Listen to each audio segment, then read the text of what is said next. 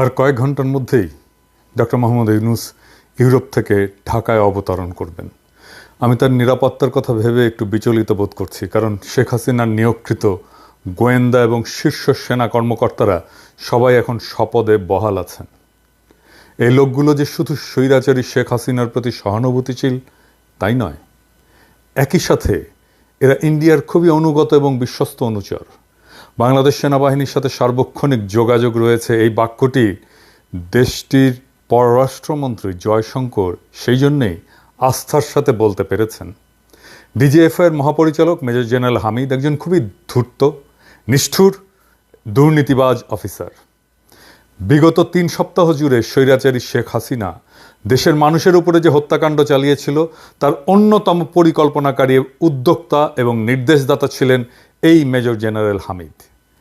পতিত স্বৈরাচারের এত বড় দোসর হয়েও তিনি এখনও দেশের সবচেয়ে প্রভাবশালী গোয়েন্দা বাহিনীর মহাপরিচালক পদে দুর্দান্ত প্রতাপে বহাল থাকেন কিভাবে? যে ডিজিএফআইয়ের হেফাজত থেকে গুম হয়ে যাওয়া মানুষকে আয়নাঘর থেকে উদ্ধার করা হলো, সেই সংস্থার মহাপরিচালক এখন এই ঘাতক সংস্থা পরিচালনা করেন কোন শক্তিতে, কোন নৈতিকতায়, কোন বলে, কোন বৈধতায়? তার চাকরি থাকে কিভাবে? তিনি মুক্ত থাকেন কি করে? তাকে এখনই অ্যারেস্ট করুন। এমন অফিসারেরাই পুলিশে কর্মরত তাদের সমগোত্রীয় ঘাতকদেরকে ঢাকা ক্যান্টনমেন্ট সহ বিভিন্ন সেনানিবাসের নিরাপদ আশ্রয় দিয়ে রেখেছেন। পুলিশের IG Abdullah Al Mamun, commissioner Habib, SB প্রধান মুনির, অ্যাডিশনাল আইজি আতিক, বিপ্লব এই সহ ডজন কুমার কুখ্যাত খুনি গ্রেপ্তার এড়িয়ে আয়েসে ঢাকা ক্যান্টনমেন্টে অবস্থান করছেন। আমার কাছে খবর আছে, গণ অভ্যুত্থান এবং বিপ্লবের প্রারম্ভিক সাফল্যের পর শুরুতেই যে সমস্ত কর্মকর্তাকে চাকরিচ্যুত করে অ্যারেস্ট করার কথা, মেজর জেনারেল হামিদ তাদের মধ্যে অন্যতম। লোকটা সেনাপ্রধানের পূর্ণ আস্থা উপভোগ করে বহাল তবিয়তে ক্ষমতা ধরে রেখেছে। একই সাথে শোনা যাচ্ছে যে গণ অভ্যুত্থানে নেতৃত্বদানকারী ছাত্রদের সাথে অন্তর্বর্তীকালীন সরকারের রূপরেখা এবং কে প্রধান উপদেষ্টা, কারা কারা উপদেষ্টা হবেন সেসব বিষয় নিয়ে সমঝোতার নামে দর কষাকষি এবং নানা ক্রিয়া কৌশল অবলম্বন করছেন এই গোয়েন্দা প্রধান। অতি দ্রুত এই লোকটির বিরুদ্ধে ব্যবস্থা না হলে ডক্টর মোহাম্মদ ইউনূস সহ অন্তর্বর্তীকালীন সরকারের সকল সদস্যই অনিরাপদ থাকবেন। আয়নাঘর কারা বানিয়েছে? ডিজিএফআই তো। সেই আয়নাঘরের বন্দিরা যে একে একে ছাড়া পাচ্ছে সেটা কার কমান্ডে ছিল? ওর ছেলে ইফরাত জাওয়াদ ইউনিভার্সিটি অফ টরন্টোতে পড়ে। 6 হ্যাডন অ্যাভিনিউ টরন্টোতে যে বাসা কিনেছে সে, জেনারেল হামিদ টাকা পাঠিয়েছে কিভাবে ওকে জিজ্ঞেস করেন। সব হিসাব আমাদের কাছে আছে, এক এক করে ধরব। আরও প্রশ্ন আছে।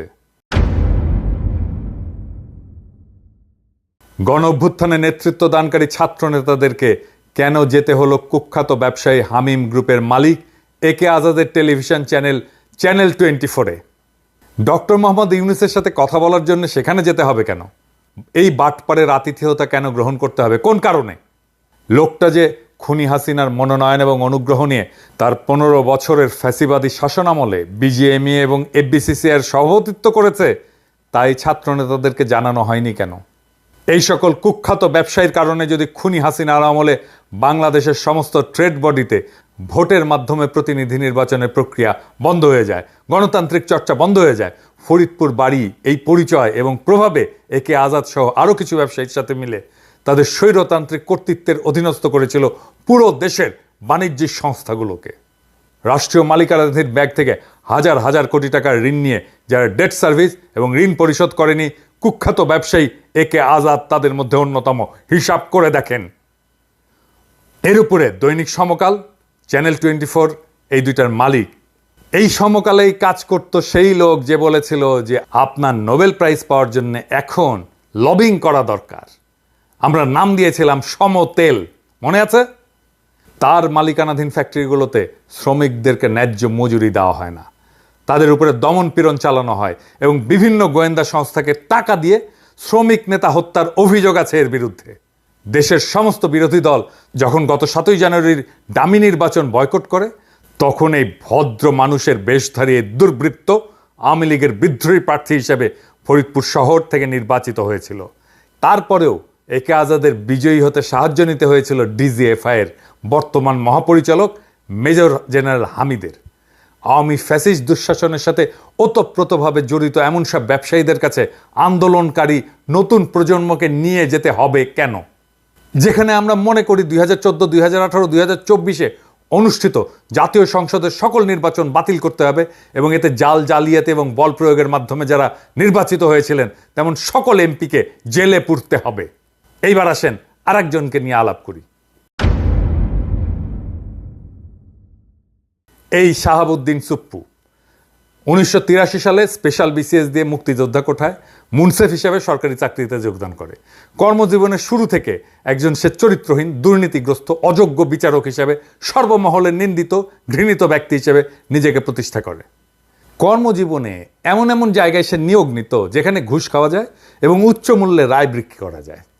ওই রকম জায়গাগুলোতে বা স্টেশনগুলোতে ট্রান্সফার হয়ে প্রভূত বিত্ত বৈভবের মালিক হয়েছে এই চুপ্পু।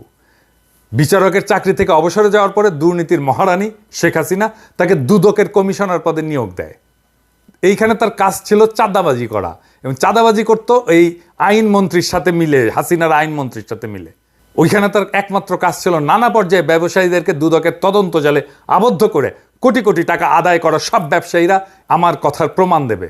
বিচারকদের মধ্যে ইন্ডিয়ান এজেন্ট হিসেবে কুখ্যাতি অর্জনকারী এই শাহাবুদ্দিন চুপ্পুকে চোরের রানী শেখ হাসিনা খুব পছন্দ করত। চাকরি জীবনের সকল পর্বে ফ্যাসিস্ট শাসক শেখ মুজিবের মেয়েকে নগদ টাকার বান্ডিল দিয়ে আসতো এই চুপ্পু। তাদের দুইজনের সম্পর্ক ছিল দুর্নীতির অর্থ ভাগাভাগি করার মতো গোপন এবং খুবই ঘনিষ্ঠ।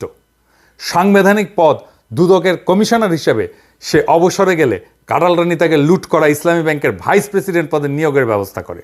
সেখানে বসে চুপ্পু সারাক্ষণই দেশ লুটকারী এস আলমের নির্দেশ অনুযায়ী সকল ধরনের অন্যায় কার্যক্রম পরিচালনা করত।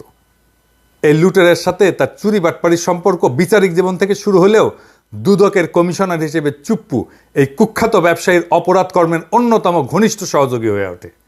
তার নির্দেশ অনুযায়ী বিভিন্ন ব্যবসায়ীর উপরে তদন্ত শুরু করে চুপ্পু তাদের সম্পত্তি, বাড়ি, জমি, ব্যাংক বা কোম্পানির শেয়ার এস আলমের কাছে কম দামে বিক্রি করতে বাধ্য করত। বাংলাদেশের সমস্ত ভিকটিম ব্যবসায়ী এর প্রমাণ দেবে।